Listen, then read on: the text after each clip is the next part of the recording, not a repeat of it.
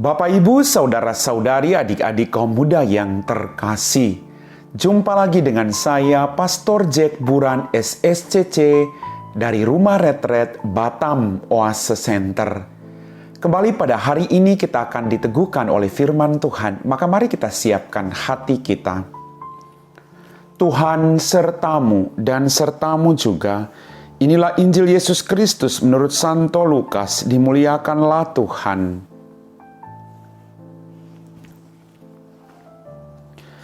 Pada suatu ketika, setelah mengakhiri pengajarannya kepada orang banyak, masuklah Yesus ke Kapernaum.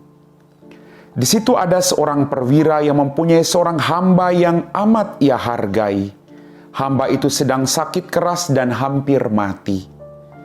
Ketika mendengar tentang Yesus, ia menyuruh beberapa orang tua-tua Yahudi kepadanya untuk meminta agar ia datang menyembuhkan hambanya.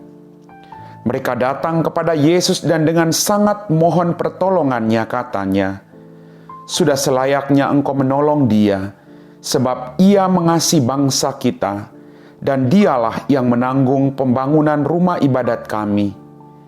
Maka pergilah Yesus bersama mereka.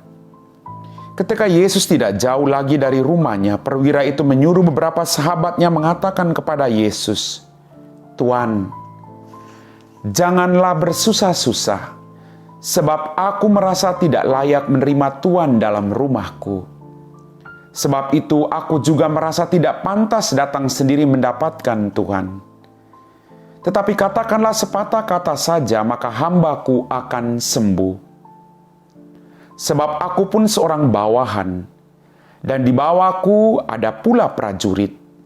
Jika aku berkata kepada salah seorang pergi, maka ia pergi. Atau kepada yang lain datanglah, maka ia datang. Dan jika aku berkata kepada hambaku kerjakan ini, maka ia pun mengerjakannya." Mendengar itu heranlah Yesus akan dia. Sambil berpaling kepada orang banyak yang mengikuti dia, ia berkata, "Aku berkata kepadamu, di Israel pun iman sebesar itu belum pernah kujumpai." Setelah orang-orang suruhan itu kembali ke rumah, mereka mendapati hamba yang sakit itu sudah sehat kembali. Demikianlah sabda Tuhan. Bapak, Ibu, saudara-saudari, adik-adik kaum muda yang terkasih, dalam bacaan Injil pada hari ini kita mendengar seorang perwira tampil sebagai seorang beriman sejati di hadapan Yesus. Dia memohon dengan rendah hati akan kesembuhan hambanya. Sungguh luar biasa, seorang perwira. Dia tidak hanya memperhatikan kepentingannya sendiri, tapi dia memperhatikan orang-orang yang selalu ada bersama dengan dia. Bapak, Ibu, saudara-saudariku, apakah dalam kehidupan kita juga mau memperhatikan orang-orang yang ada di sekitar kita? Tidak perlu jauh, orang-orang yang ada dalam rumah tangga kita masing-masing, dalam komunitas kita masing-masing.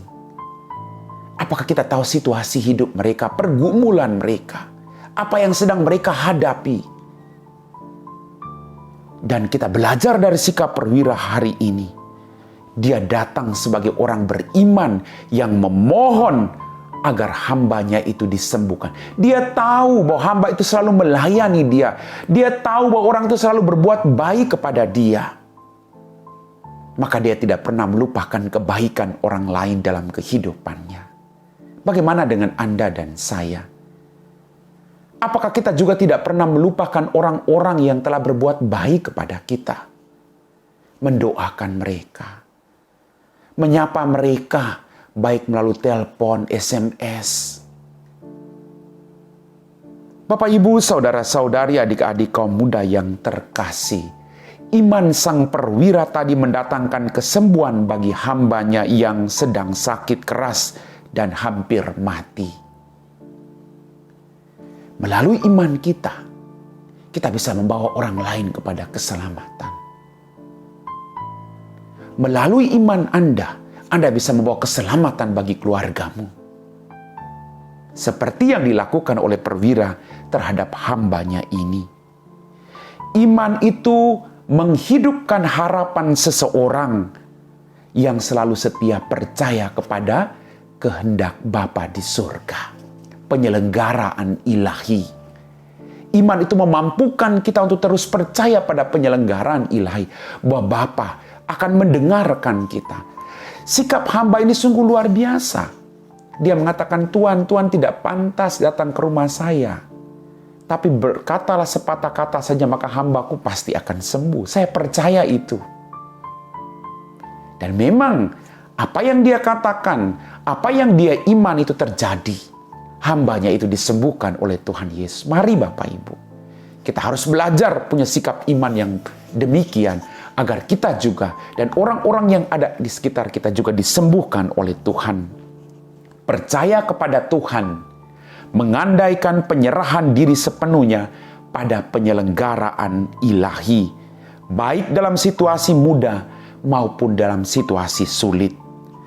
Santo Yohanes Kristosomus menghadapi situasi tidak mudah dalam hidupnya karena intimidasi dari kekaisaran, tetapi ia tetap mewartakan Kristus. Khotbah-khotbahnya telah mengubah banyak orang. Itu sebabnya ia dikenal sebagai si mulut emas. Pewarta yang kita tekuni dalam kesulitan pasti menghasilkan buah melimpah.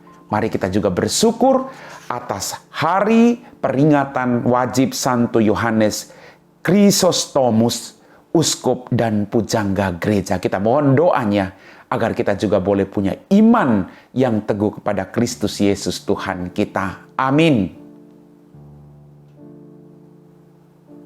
Bapak, Ibu, saudara-saudari, adik-adik kaum muda yang terkasih, kita telah diteguhkan oleh firman Tuhan.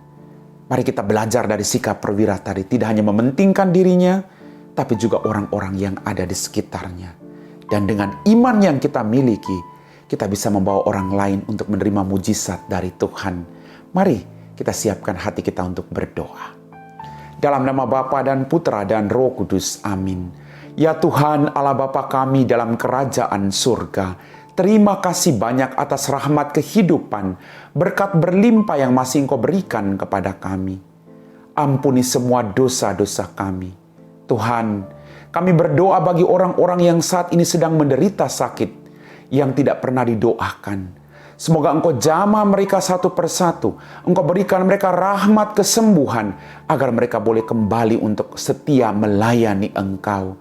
Berkatilah kami, berkatilah keluarga kami di mana saja mereka berada, agar kami semua boleh tetap datang kepada Engkau sebagai sumber keselamatan kami. Kami puji Engkau Bapa, kini dan sepanjang segala masa. Amin. Tuhan sertamu dan sertamu juga. Semoga kita sekalian diberkati oleh Allah yang Maha Kuasa, dalam nama Bapa dan Putra dan Roh Kudus. Amin.